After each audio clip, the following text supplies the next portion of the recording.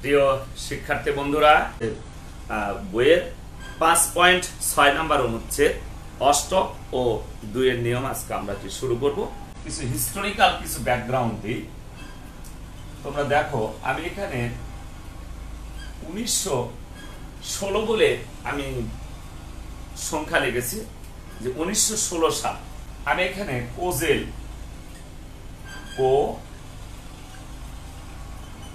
Jail বলে আমি একটা নাম লিখলাম, জি.এন.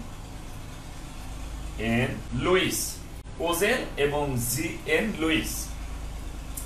এরা দুইজন হচ্ছে কি বিজ্ঞানী।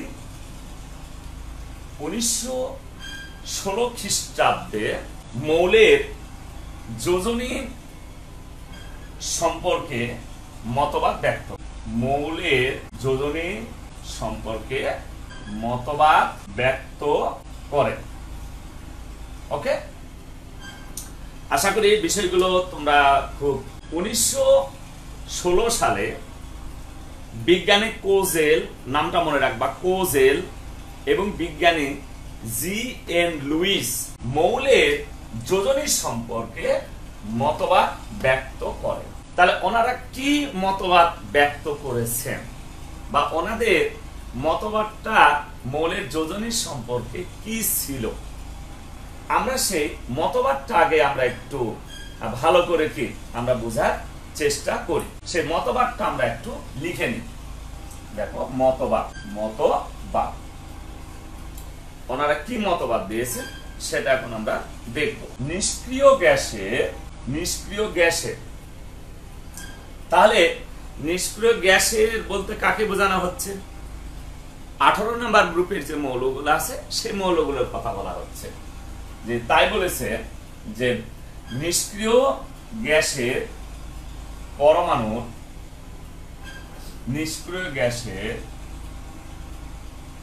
মৌলের পরমাণুর সর্ববহিস্থ শক্তি স্তরে, ঠিক আছে, নিষ্ক্রিয় গ্যাসের মৌলের পরমাণুর সর্ববহিস্থ শক্তি স্তরের ইলেকট্রন কাঠামো অধিক স্থিতিশীল,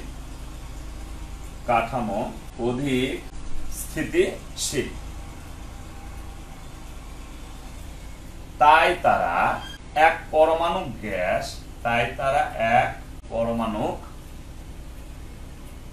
গ্যাস এবং অন্য কোন মৌলের সাথে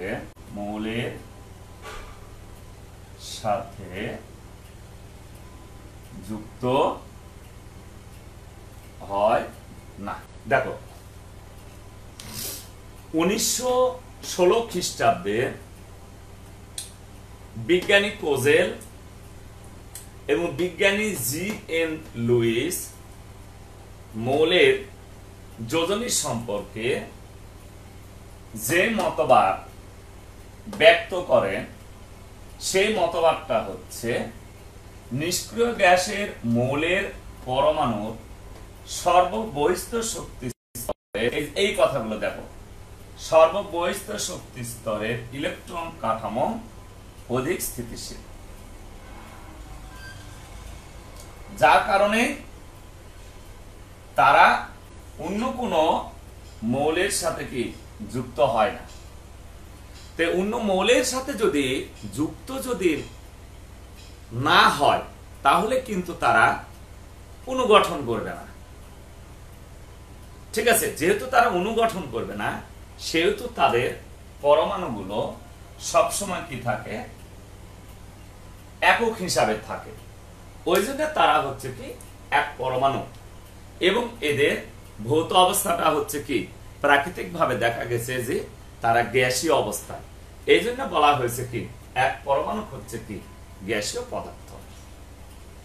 তো এখন নিষ্ক্রিয় গ্যাসের মৌলের পরমাণুর বহিস্থ শক্তি স্তরে যে ইলেকট্রনিক কাঠামোটা, এই যে দেখো, নিষ্ক্রিয় গ্যাস এবং এর স্থিতিশীলতা দেখো, একমাত্র হিলিয়াম বাদে দেখো, নিয়ন সর্ববহিস্থ শক্তি স্তরের কাঠামো দেখো 8টা ইলেকট্রন, আর্গন 8টা ইলেকট্রন, ক্রিপ্টন 8টা ইলেকট্রন, জেনন 8টা ইলেকট্রন, রেডন 8টা ইলেকট্রন। তার মানে নিষ্ক্রিয় মৌলগুলো কি কারণে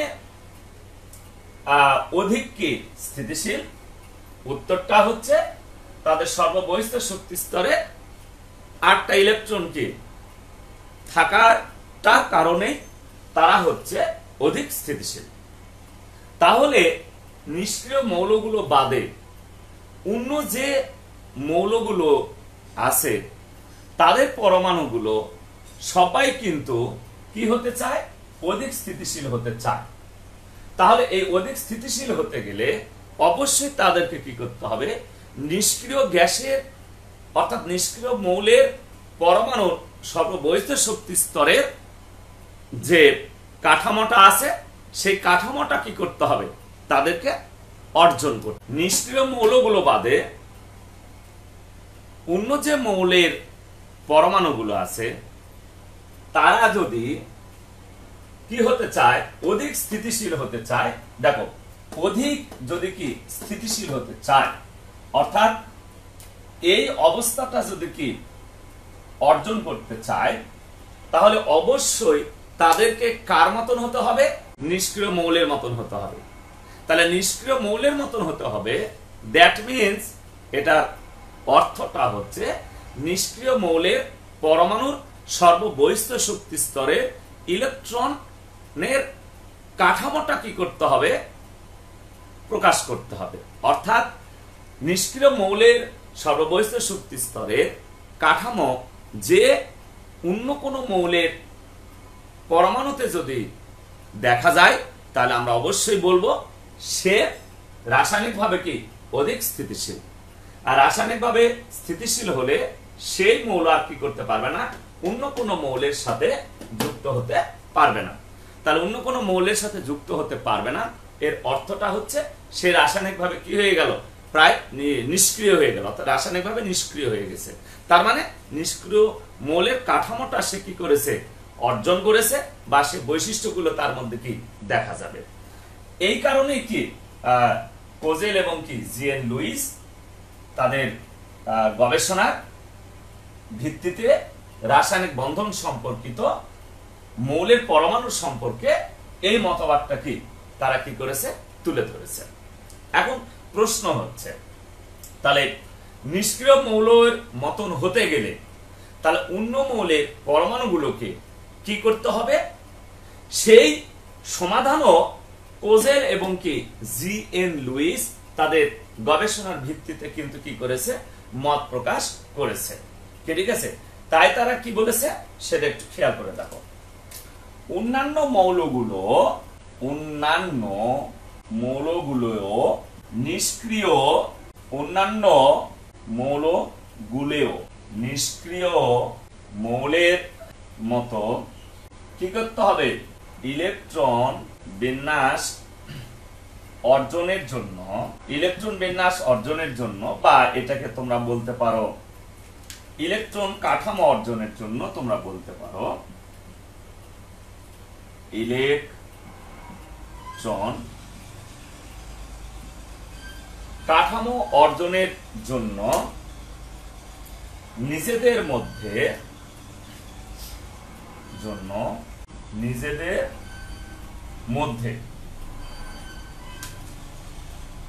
ঠিক আছে, আমি একটু উপরের দিকে লিখতেছি, প্রয়োজন মতো ইলেকট্রন তারা কি করতে পারে? স্থানান্তর করে। প্রয়োজন মতো ইলেকট্রন, 1 নাম্বার হচ্ছে কি স্থানান্তর করে, অথবা 2 নাম্বার হচ্ছে পরস্পরের মধ্যে শেয়ার করে থাকে। পরস্পরের মধ্যে শেয়ার করে থাকে। তাহলে কি বলেছে দেখো, অন্যান্য মৌলগুলোও নিষ্ক্রিয় মৌলের মতন ইলেকট্রন বিন্যাস বা ইলেকট্রন কাঠামো অর্জনের জন্য তারা কি করে? দেখো, নিজেদের মধ্যে প্রয়োজন মতো ইলেকট্রন স্থানান্তর করে অথবা পরস্পরের মধ্যে শেয়ার করে। দেখো স্থানান্তর করে আর হচ্ছে কি শেয়ার করে। এই দুইটা কথা ভালো করে মনে রাখবে। তাহলে মৌলের পরমাণুগুলো যদি প্রয়োজন মতো, এর অর্থটা হচ্ছে তাদের শেষ কক্ষপথে ইলেকট্রন বিন্যাস বা ইলেকট্রনিক কাঠামো নিষ্ক্রিয় গ্যাসের শেষ কক্ষপথের ইলেকট্রনিক কাঠামোর মতন অর্জন করার জন্য তারা কি করবে, যতটা প্রয়োজন ওই কাঠামোটা অর্জনের জন্য যতটা ইলেকট্রন স্থানান্তর করা লাগবে সেটা তারা করবে, কিংবা যতটা একজন আরেকজনের সাথে কি শেয়ার করতে হবে সেটাও তারা কি করবে, করে থাকবে। এটা হচ্ছে কোজেল এবং কি লুইস তাদের গবেষণা থেকে কি এই মতবাদটাও কিন্তু কি তারা কিন্তু কি করেছেন, ব্যক্ত করেছেন। তাহলে এখন এই যে স্থানান্তর করে অথবা পরস্পরের মধ্যে শেয়ার করে তারা কি করবে, একটা রাসায়নিক বন্ধনে কি হবে, আবদ্ধ হবে। যে বন্ধনে প্রত্যেকটা পরমাণুর শেষ কক্ষপথে ইলেকট্রনিক কাঠামো হবে নিষ্ক্রিয়, কোনো না কোনো নিষ্ক্রিয় গ্যাসের শেষ কক্ষপথে ইলেকট্রনিক কাঠামোটা তারা শো করবে, অর্থাৎ তাদের শেষ কক্ষপথে ইলেকট্রনের সংখ্যা হবে 8টা। আমি আবারও বলি, তাদের শেষ কক্ষপথে কি ইলেকট্রনের সংখ্যা হবে 8টা। তার মানে 8টা ইলেকট্রন যদি কারো শেষ কক্ষপথে রাসায়নিক বন্ধন গঠনের পর যদি কি থাকে, তখন আমরা ওই বিষয়টাকে কি বলি, অষ্টকপূর্ণ হয়েছে বলি। ওটাকে আমরা কি বলি, অষ্টকপূর্ণ বলেছি। আমি আবারও বিষয়টা বলি, তোমরা মন দিয়ে শোনো। অন্যান্য মৌলের পরমাণুগুলো নিষ্ক্রিয় মৌলের শেষ কক্ষপথে ইলেকট্রন কাঠামো অর্জন করার জন্য পরমাণুগুলো প্রয়োজন মতো ইলেকট্রন স্থানান্তর করে অথবা পরস্পরের মধ্যে শেয়ার করে রাসায়নিক বন্ধনে আবদ্ধ হবার পর প্রত্যেকটি পরমাণুর শেষ কক্ষপথে ইলেকট্রনের সংখ্যা থাকবে 4, আর 4 কতগুলো 8টা ইলেকট্রন থাকবে। তখন এই বিষয়টাকে আমরা বলি কি, অষ্টক নিয়ম বলি। এই বিষয়টাকে আমরা কি বলি, অষ্টক নিয়ম বলি। তে আমি এতক্ষণ যে ধারণাগুলো আমি তোমাদেরকে দিয়েছি বা যে জ্ঞানগুলো দিয়েছি, তোমরা এই জ্ঞানের আলোকে তোমরা কিন্তু এখন অনেক কিছু কি চিন্তা করার কিন্তু কি পাচ্ছ, একটা সুযোগ কিন্তু পেয়ে যাচ্ছ। তাহলে এখন এই জ্ঞানের আলোকে এখন আমি কি করব, যে অষ্টক নিয়মের ডেফিনেশনটা কি এখন আমি দাঁড় করাবো, ঠিক আছে? এবং এই অষ্টক নিয়মের ডেফিনেশনটা দাঁড় করানোর জন্য যে ঘটনাগুলো ঘটে থাকে বা যে মতবাদগুলোর উপর ভিত্তি করে কি এই অষ্টক নিয়মের কি ডেফিনেশনটা আসছে, সেই মতবাদটার মূল প্রবক্তা হচ্ছে বিজ্ঞানী কোজেল এবং বিজ্ঞানী লুইস, যারা 1916 সালে কি করেছে, এই মতবাদটা কি করেছে, ব্যক্ত করেছে। ওকে, তাহলে এখন আমরা চলো আমরা এখন কি করি, অষ্টক নিয়মের কি আমরা ডেফিনেশনটা পড়ে আসি। তাহলে ডেফিনেশনে কি আসছে এখন আমরা কি বের করে নিতে পারবো। ওকে, তাহলে এখন তোমরা লেখো যে অষ্টক নিয়ম। অষ্টক নিয়ম খুবই ইম্পর্টেন্ট কোশ্চেন। অষ্টক নিয়ম ইংলিশে আমরা বলি এটাকে অক্টেট রুল। ইংলিশে বলি কি, অক্টেট রুল। অক্টেট রুল, ঠিক আছে, অক্টেট রুল। ওকে, এখন অক্টেট রুলের ডেফিনেশনটা কি দেওয়া হয়েছে সেটা একটু কি ভালো করে লিখে নাও। ওকে, লেখো, বিভিন্ন মৌলের পরমাণু সমূহ, বিভিন্ন মৌলের পরমাণু সমূহ নিজেদের মধ্যে ইলেকট্রন সমূহ আদান প্রদান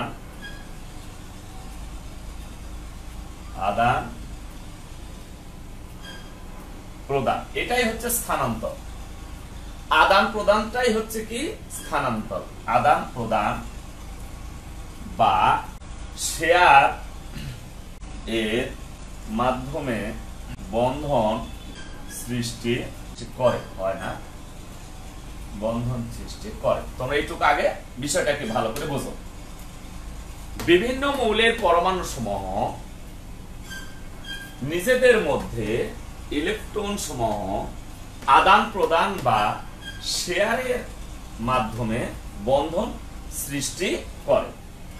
ওকে, আচ্ছা, এ আদান প্রদান বা শেয়ার এমন ভাবে সম্পন্ন হয় যেন প্রতিটি পরমাণুর সর্বশেষ শক্তি স্তরে 8টি ইলেকট্রন এবং কাঠামোটা হবে কেমন, H2P6 থাকে। দেখো, তোমরা লক্ষ্য করে দেখো যে নিষ্ক্রিয় মৌলের প্রতিটি নিষ্ক্রিয় মৌলের এক্সেপ্ট হিলিয়াম বাদে প্রত্যেকটা নিষ্ক্রিয় মৌলের শেষ কক্ষপথে ইলেকট্রন আছে, কিন্তু দেখো H2P6 আছে। ঠিক আছে, তোমরা এটাকে আরেকটু আপডেট করে নিতে পারো যে NH2NP6, তোমরা এটাও কি বলতে পারো, কোনো সমস্যা নেই। প্রতিটি পরমাণু তাদের নিকটতম নিষ্ক্রিয় গ্যাসের ফলে প্রতিটি পরমাণু তাদের নিকটতম নিষ্ক্রিয় গ্যাসের অনুরূপ অধিক স্থিতিশীল বা স্থায়ী, কথাটাও কি বলতে পারো, অনুরূপ অধিক স্থিতিশীল বা স্থায়ী ইলেকট্রন বিন্যাস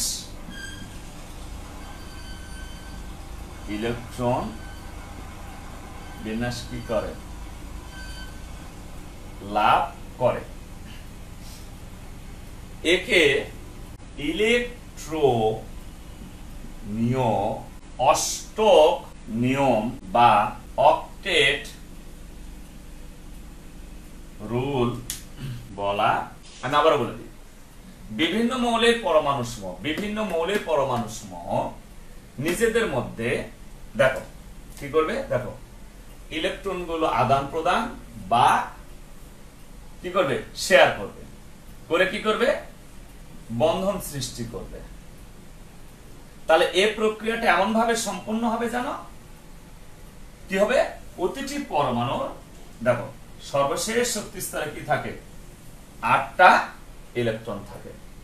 ফলে প্রত্যেকটা কি হবে, তাদের নিকটতম কি হবে, নিষ্ক্রিয় গ্যাসের কি অনুরূপ কি করবে, ইলেকট্রন বিন্যাস কি করবে, লাভ করবে। তখন এই বিষয়টাকে কি বলা হবে, অষ্টক নিয়ম বা অক্টেট রুল বলা হবে। এটার আরেকটা মজার ঘটনা হচ্ছে যে সেটা হচ্ছে যে এই সংজ্ঞাটা ধাতব পরমাণু ইলেকট্রন ত্যাগ করবে, তারপরে সে কি হবে, তার সর্বশেষ শক্তি স্তর 8টা ইলেকট্রন থাকবে। অধাতব পরমাণু ইলেকট্রন গ্রহণ করবে, তারপর কি হবে, ওই অধাতব পরমাণু ইলেকট্রন গ্রহণ করার পর তার সর্বশেষ শক্তি স্তরে 8টা ইলেকট্রন থাকবে। আবার অধাতব পরমাণুগুলো কি করবে, ইলেকট্রন কি করবে, পরস্পরের মধ্যে কি করবে, শেয়ার করবে। শেয়ার করার পরেও কিন্তু তাদের সর্বশেষ শক্তি স্তরে কিন্তু কি 8টা ইলেকট্রনই থাকবে। তার মানে ইলেকট্রন আদান প্রদান করুক আর ইলেকট্রন শেয়ার করুক, যে ঘটনাটাই ঘটিয়ে থাকুক না কেন, উদ্দেশ্য হচ্ছে ওই প্রক্রিয়াটা সম্পন্ন করার পর তাদের শেষ কক্ষপথে 8টা ইলেকট্রন কি করা, ধারণ করা। কারণ এই 8টা ইলেকট্রন ধারণ করতে পারলে তারা প্রত্যেকে কি হবে, তাদের নিকটতম নিষ্ক্রিয় গ্যাসের কি অনুরূপ কাঠামোটা কি করবে, অর্জন করবে।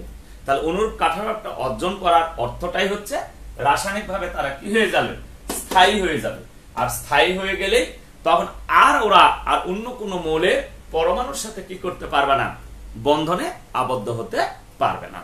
এবং পৃথিবীর প্রত্যেকটা মৌলের পরমাণুই কিন্তু কি এই একই বৈশিষ্ট্য কি প্রদর্শন করে, যা বিজ্ঞানী লুইস এবং কোজেল 1916 সালে তাদের গবেষণার ফলাফল থেকে কি এই মতবাদটা কি করেছে, প্রকাশ করেছে, তার উপর ভিত্তি করে এই রুলসটা কি প্রতিষ্ঠিত হয়েছে। তো এখানে একটু বলে নেওয়া ভালো যে আমরা কিছু উদাহরণ দেখে হয়তো বা কি যদি আমরা বুঝতে পারি তাহলে বিষয়গুলো কি একটু সহজ হতে পারে। ঠিক আছে, আমি একটু উদাহরণ দিয়ে বিষয়টা কি বোঝানোর চেষ্টা করি, তোমরা একটু লক্ষ্য। আমি সহজ ভাষায় বলি, দেখো আমি সহজ একটা উদাহরণ নিলাম। আমি সোডিয়াম একটা ধাতব মৌলের পরমাণু নিলাম, সোডিয়াম। এর ইলেকট্রোবিন্যাসটা দেখো 1s2 2s2 2p6 3s1। এটা হচ্ছে সোডিয়ামের ইলেকট্রন বিন্যাস 1s2 2s2 2p6 3s1। এটাকে যদি আমরা বোরের কাঠামোতে যদি ইলেকট্রন বিন্যাসটা লিখি তাহলে কেমন আসতেছে দেখো। এটা হচ্ছে সোডিয়াম, এটা প্লাস, এখানে কি আছে 11টা প্রোটন আছে, এটা হচ্ছে তার নিউক্লিয়াস। তাহলে দেখো এটা কি কে শেল, এটা কি এল শেল, এটা এম শেল। কে শেল মানে তো কি প্রথম শক্তি স্তর, এল শেল মানে কি দ্বিতীয় শক্তি স্তর, এম শেল মানে কি তৃতীয় শক্তি স্তর। এগুলো কিন্তু আমরা জানি। তাহলে এটা হচ্ছে কে শেল। কে শেল ইলেকট্রন আছে কয়টা? 2টা। ঠিক আছে, আমি এখানে একটা ইলেকট্রন দিলাম, সরি আমি ইলেকট্রন গুলোকে আমি এই কালি দিয়ে দিই। এটা একটা ইলেকট্রন, এটা একটা ইলেকট্রন। ওকে, তুমি ইলেকট্রন কোন অবস্থানে দিবে এটা তোমার নিজস্ব ব্যাপার। এটা কিন্তু নির্দিষ্ট কোনো নিয়ম নেই যে এখানেই দিতে হবে এখানেই দিতে হবে, এরকম কোনো নিয়ম নেই। তুমি এখানেও দিতে পারো, এখানেও দিতে পারো, এখানেও দিতে পারো, এখানেও দিতে পারো, এখানেও দিতে পারো, এখানেও দিতে পারো। তুমি যেখানে দাও না কেন শুধু একটা জিনিস মনে রাখবা, যেখানে ইলেকট্রনটা দিবে তার পরের ইলেকট্রনটা যেন তার বিপরীত অবস্থানে যেন থাকে। অর্থাৎ আমি বলতে চাচ্ছি, আমি যদি এখানে ইলেকট্রন একটা দিই, পরের ইলেকট্রনটা আমি এখানে দিব, সব সময় বিপরীত অবস্থানে থাকবে। এবার দেখো এল শেলে দেখো 2 আর 6 কত 8, 8টা ইলেকট্রন আছে। তাহলে এল শেল মানে কি দ্বিতীয় শক্তি স্তর। দেখো তাহলে প্রথম শক্তি স্তর হচ্ছে দ্বিতীয় শক্তি স্তরটাকে একটু বড় এবং একটু নিউক্লিয়াস থেকে দূরে থাকবে, দ্বিতীয় স্তর। তাহলে 8টা ইলেকট্রন আছে। যখনই ইলেকট্রনের সংখ্যা 2 এর অধিক হয় তখন ইলেকট্রনগুলোকে তোমরা সবসময় ইলেকট্রন কি হয় বিপরীত স্পিন যুক্ত হয়, যে ইলেকট্রনগুলো সবসময় কি বিপরীত স্পিন যুক্ত হয়। অর্থাৎ একটা ইলেকট্রন আবর্তিত হয় মানে নিজ অক্ষের উপরেও হতে পারে, আবার কক্ষপথেও হতে পারে, দুইভাবেই এটা হতে পারে। এটা বিজ্ঞানী সমারফিল্ড এই ব্যাখ্যাটা দিয়েছে। তো ইলেকট্রনগুলো নিজ কক্ষপথে আবর্তন করুক আর কক্ষপথে আবর্তন করুক, বিপরীত স্পিন যুক্ত তারা হয়। অর্থাৎ সবসময় তারা বিপরীত স্পিনে কি হয় আবর্তিত হয়। অর্থাৎ একটা ইলেকট্রন যদি এইভাবে যদি আবর্তন করে তাহলে অপরটা কিন্তু ঠিক এইভাবে আবর্তন করবে। তার মানে একটা ঘড়ির কাঁটার দিকে যদি ঘোরে আর একটা ঘুরবে কি ঘড়ির কাঁটার বিপরীত দিকে। অর্থাৎ একটা যদি এইভাবে আবর্তিত হয় তাহলে আর একটা ইলেকট্রন হবে এইভাবে আবর্তিত। এই জিনিসটাকে আমরা কি এইভাবে বোঝাই, আর হচ্ছে তোমার কি এইভাবে বোঝাই। আমি বুঝতে পারছি ততটুকু?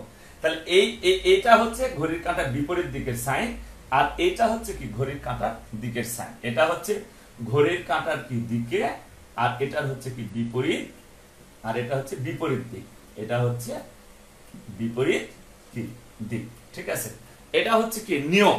ঠিক আছে, এগুলো নিয়ে আমরা তাহলে এখানে মোট আছে 2 আর 8টা ইলেকট্রন। তাহলে 8টা ইলেকট্রন কিভাবে আছে দেখো, 2 4 6 8।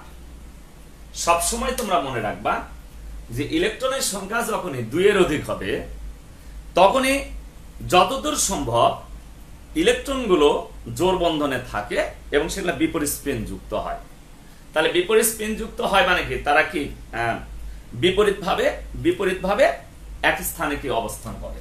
তাই দেখো এটা যদি ঘড়ির কাঁটার দিকে ঘোরে তাহলে ইলেকট্রনটা বিপরীত দিকে, এটা যদি ঘড়ির কাঁটার দিকে ঘোরে তাহলে এটা কি বিপরীত দিকে, এটা যদি ঘড়ির কাঁটার দিকে ঘোরে তাহলে এটা কি বিপরীত দিকে।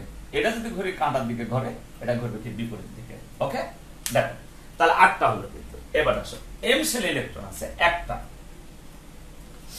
এম শেলে ইলেকট্রন আছে কিন্তু দেখো। এখন এই যে একটা ইলেকট্রন, এটা তুমি যে কোনো জায়গায় তুমি কি এটাকে দেখাতে পারো, বাস তুমি এখানে দেখিয়ে দাও। এই যে একটা, এটাকে বলা হয় বোরের মডেল অনুসারে ইলেকট্রন বিন্যাস। যদি বলে যে এই মৌলগুলোর ইলেকট্রন বিন্যাস লিখো বোর পরমাণু মডেল অনুযায়ী, তখন তোমাকে এই চিত্রটা হচ্ছে কি বোর পরমাণুর কি মডেল, আর এই ইলেকট্রনগুলো এইভাবে কি স্থাপন করা হয়েছে, অর্থাৎ কোন ইলেকট্রনটা কোন কক্ষপথে কিভাবে আবাসে, এইটা তোমাদেরকে কি এখানে বিষয়টা কি তুলে নিয়ে আসা হলো। আচ্ছা, এখন দেখো তাহলে এটা হচ্ছে সোডিয়াম পরমাণু। তাহলে এ কি চায়? এ স্থিতিশীলতা চায়, এ সবচেয়ে বেশি স্থায়ী হতে চায়। তাহলে সবচেয়ে বেশি স্থায়ী হতে গেলে একে কি করতে হবে? এর শেষ কক্ষপথে 8টা ইলেকট্রন কি করতে হবে? অর্জন করতে হবে, বা 8টা ইলেকট্রন কি তাকে দেখাতে হবে।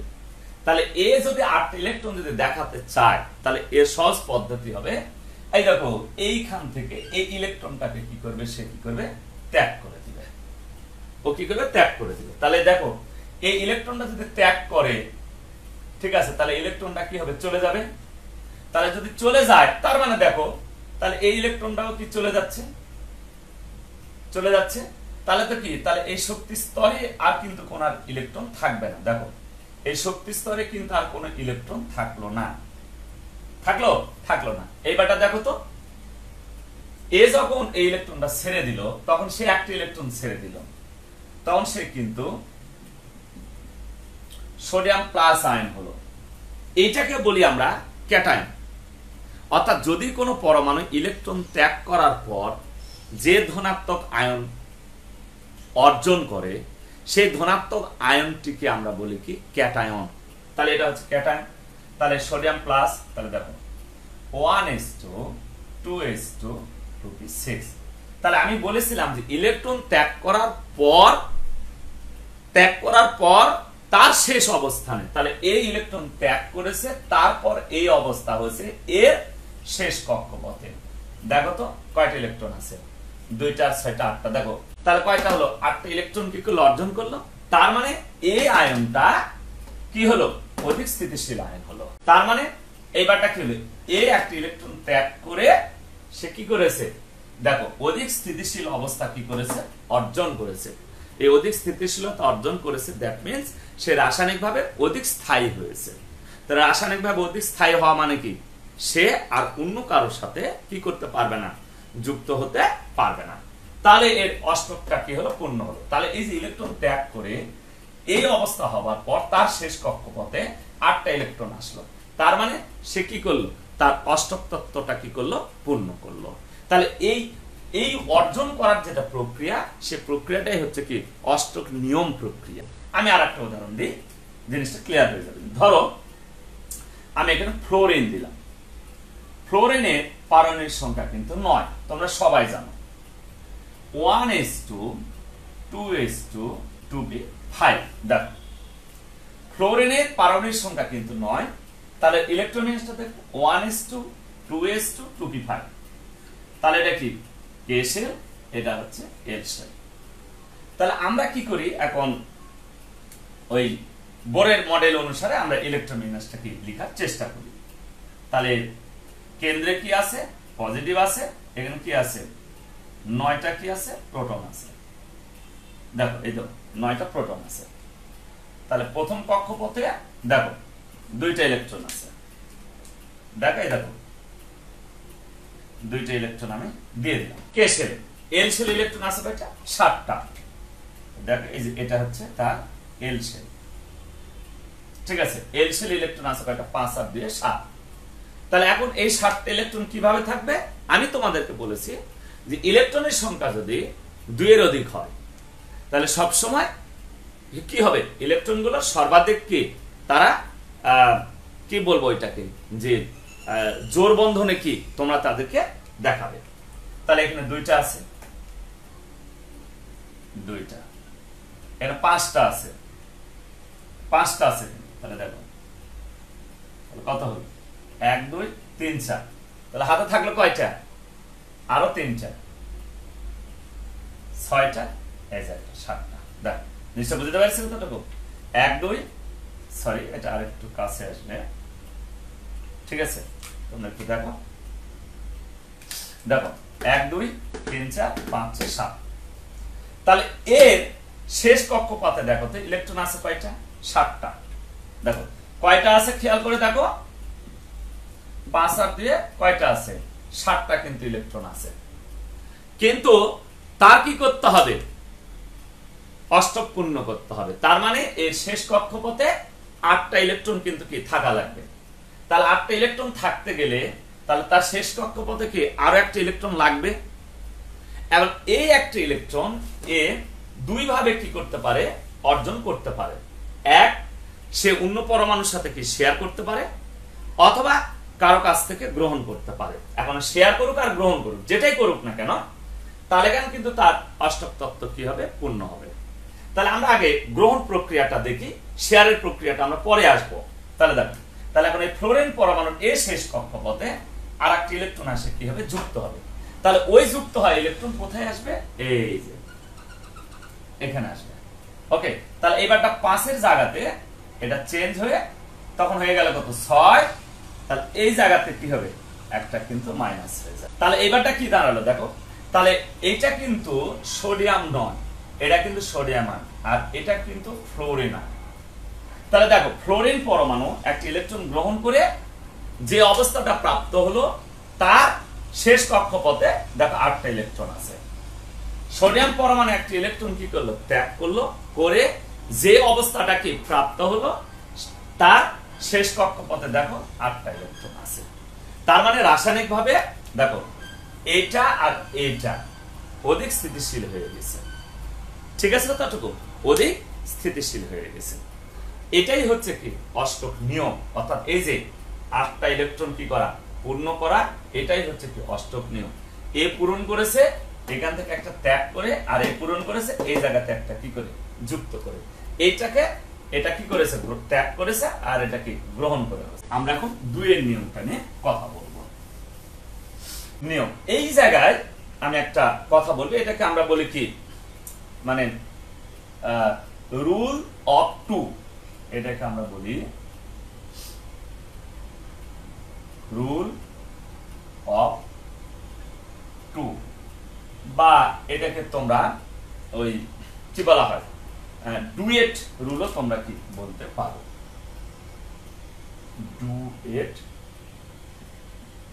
রুলও কি তোমরা এটাকে বলতে পারো বুঝছে তোমরা এটাকে ডুয়েট রুলও কি বলতে পারো যার যেটা ভালো লাগে তোমরা বলবে ঠিক আছে এই জায়গায় মজার একটা তথ্য ডুয়েট নিয়ম বা ডুয়েট রুল যেটা বা রুল অফ 2 যেটা এটা একটা লিমিটেশন কি সেটা দেখো এটি শুধুমাত্র সমযোজী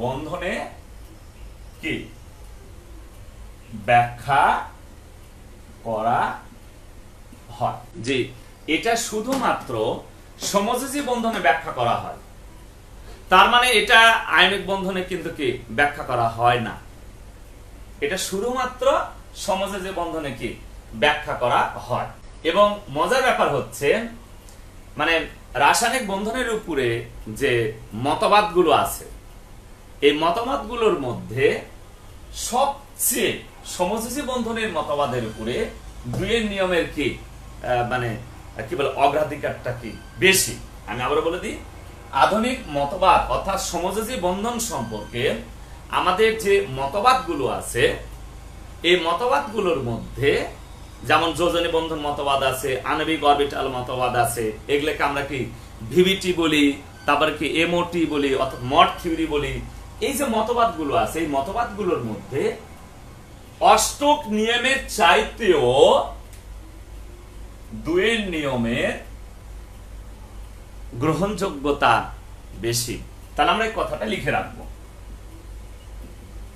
সমযোজী বন্ধন সম্পর্কিত সমযোজী বন্ধন সম্পর্কিত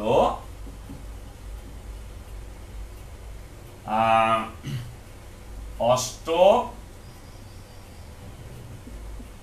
নিয়মের চাইতে 2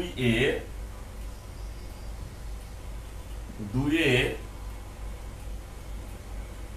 নিয়ম বেশি কি প্রযোজ্য, এই কথাটুকু মনে রাখবা।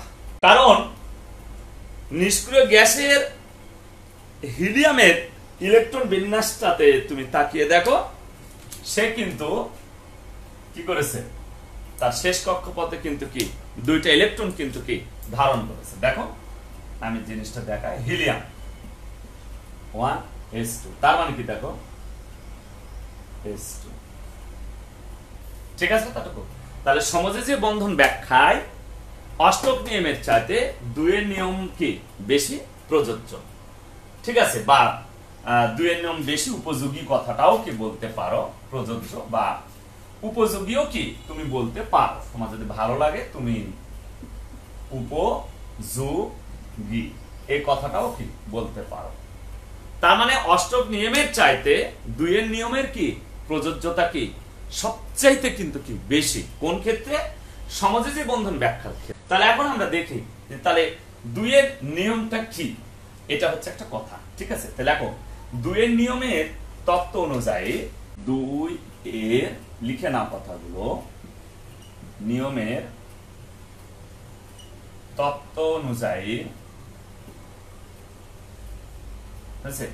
2 এর নিয়মের কি তত্ত্ব অনুযায়ী কোন পরমাণুতে অযুগ্ম বা বিজোড় ইলেকট্রন থাকলে, ঠিক আছে, অযুগ্ম বা বিজোড় ইলেকট্রন থাকলে তা অন্য পরমাণুর অযুগ্ম বা বিজোড় ইলেকট্রনের সাথে যুক্ত হয়ে যুগ্ম বা জোড় বদ্ধ হয় এবং এই ভাবে সমযোজী বন্ধন গঠন করে, ঠিক আছে। একে কি বলে 2 এর নিয়ম বলে। আমি এই বিষয়টা আরেকবার বুঝিয়ে দিই, তোমরা একটু খেয়াল করো। 2 এর নিয়মের ক্ষেত্রে কথা হচ্ছে যে এটি শুধুমাত্র সমযোজী বন্ধনে ব্যাখ্যা করা যাবে, অন্য কোনো বন্ধনে কিন্তু কি এটা ব্যাখ্যা করা যাবে না, ঠিক আছে। এটা হচ্ছে খুব গুরুত্বপূর্ণ একটা বিষয়। তার মানে কি সমযোজী বন্ধন সম্পর্কিত যেখানে অষ্টক নিয়ম কি হবে না, মানবে না, সেই জায়গাটার জন্য কি হবে, এই 2 এর নিয়মটা কি হবে, প্রযোজ্য হবে। তবে সায়েন্টিস্টেরা বলেছে যে সব ক্ষেত্রে, অর্থাৎ সমযোজী বন্ধনের ক্ষেত্রে অষ্টক নিয়মের চাইতে 2 এর নিয়মের উপযোগিতা কি বা প্রযোজ্যতা কি বেশি। অর্থাৎ এটা দিয়ে আমরা যদি এক্সপ্লেন করি তাহলে অষ্টক নিয়ম দিয়ে সমযোজী বন্ধন ব্যাখ্যা করার চাইতে 2 এর নিয়ম দিয়ে সমযোজী বন্ধন ব্যাখ্যা করাটা কি বেশি সহজ এবং সরল।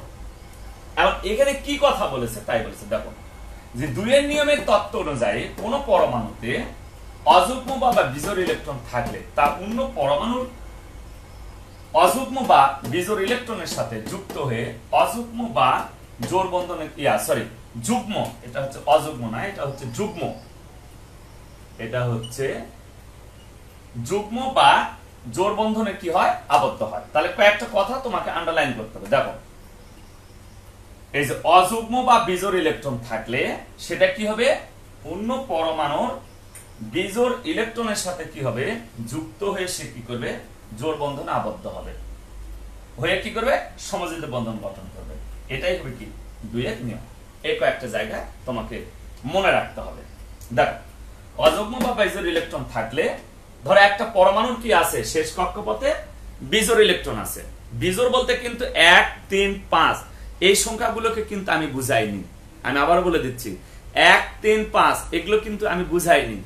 বিজোড় বলতে বুঝাচ্ছি যে শেষ কক্ষপথে ইলেকট্রনের সংখ্যা একটা করে থাকবে। তো বিষয়টা আসলে তোমরা এইভাবে কি আমার এই একটা দুইটা কথা শুনে তোমরা আসলে বুঝতে পারবে না।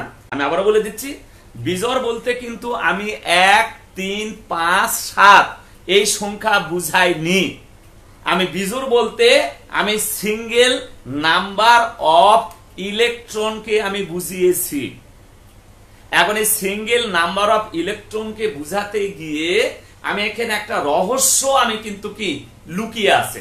তাহলে বিজোড় যতটি ইলেকট্রন থাকবে, অর্থাৎ কোন পরমাণুর শেষ কক্ষপথে যতটা বিজোড় ইলেকট্রন থাকবে, ওই পরমাণুর ওই বিজোড় ইলেকট্রনের সাথে একই মৌলের পরমাণু অথবা ভিন্ন মৌলের পরমাণুর সমান সংখ্যক বিজোড় ইলেকট্রন কি হবে, যুক্ত হবে।